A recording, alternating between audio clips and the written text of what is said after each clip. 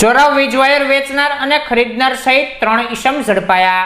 ઘોઘાના દરિયા કિનારેથી વીજ વાયરની ચોરી કરનાર કાસમ શાહ ફકીર અને રાકેશભાઈ જીવરાજભાઈ પરમાર ભાવનગરના કુંભારવાડામાં વેચાણ કરવા માટે આવેલા, જેની બાતમી લોકલ ક્રાઇમ બ્રાન્ચને મળતા કુંભારવાડામાંથી ચોરી કરેલા વીજ વાયર સાથે ખરીદી કરનાર દિલીપભાઈ શામજીભાઈ વેગડને ઝડપી લઈ ધોરણસરની કાર્યવાહી હાથ ધરી હતી।